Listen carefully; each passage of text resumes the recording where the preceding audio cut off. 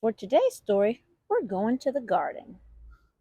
The Runaway Garden, a delicious story that's good for you too. I really hate this job, I yelled and threw a fit. The work's too hard. My fingers hurt. I don't like this one bit.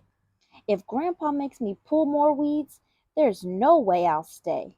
I'll pack a bag of dolls and things and leave this very day.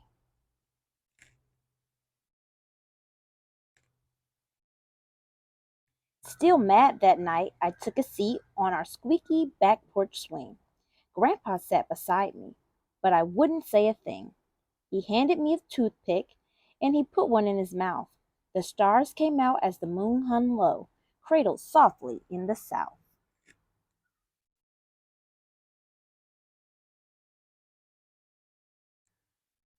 It was a clear and starry night like this, Grandpa began to say, that the vegetables in these here parts got up and ran away. The magic in the moonbeams or the first crisp air of fall cast a spell on all the plants inside the garden wall.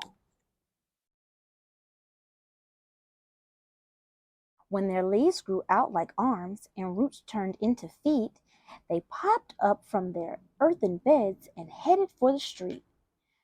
I'm leaving here without delay, said Rhubarb to String Bean. I want to do what I've never done and see what I've never seen.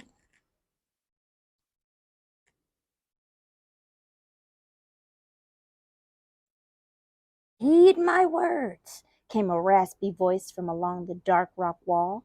The squash stepped forward, raised a vine, and tried to warn them all. We know not of the outside world. The garden is our home.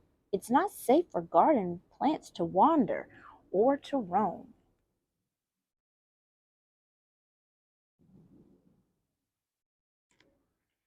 Don't listen, said the ear of corn. I've heard it all before. I'm tired of the garden life and know there must be more. That's right, said the asparagus. I want some fun myself before I'm piled up with my friends upon the grocer's shelf.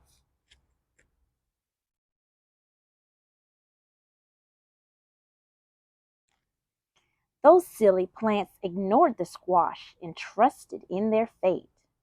The potatoes all just closed their eyes and took off out the gate. All the green peas split for town. The tomatoes stewed and stirred. Celery and her friend sweet corn stalked off without a word. They're all leaving. Let's see what happens. The radishes took off in a bunch with the turnips and the beets. Leaf lettuce started to the west and cabbage headed east. The peppers were the last to leave and hopped the garden wall without a thought of goodbye, squash, without a thought at all.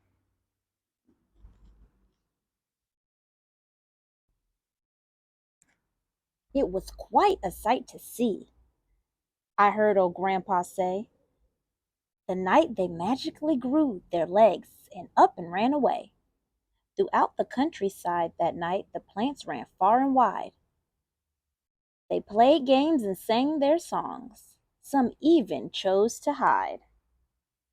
Looks like they're having a good time. Look at all the things they were doing. Riding a rabbit, jumping into a barrel like they're at the pool.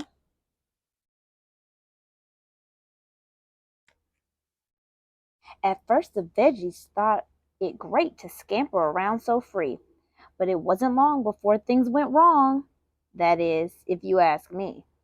Even the berries got into a jam before the night was done. I guess those silly plants found out that running away's no fun. Uh-oh, take a look.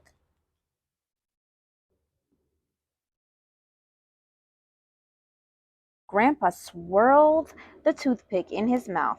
I wish I had a nickel for every cucumber and beet that got into a pickle.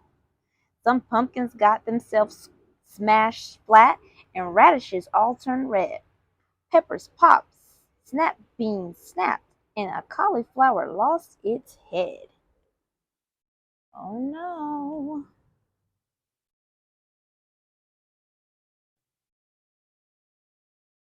Before the yawning rays of dawn, they made their way back home.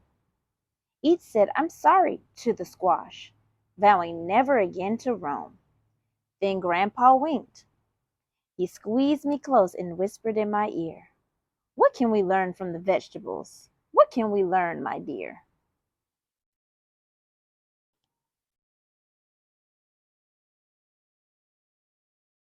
I spun the toothpick in my mouth just like Grandpa did, took his large worn hand in mine, and this is what I said.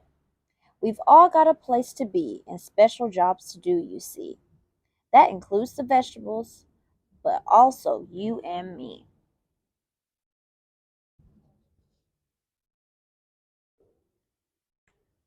We snuggled late into the night on that creaky wooden swing. The time passed quickly as we swung, though we didn't say a thing. Just before I fell asleep in the moon's soft golden wash, I kissed my grandpa's baldly head.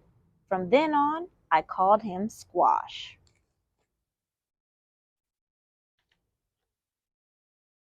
And there they are, Grandpa and Squash. If you like today's story time in the park, make sure you like and subscribe. See you next time.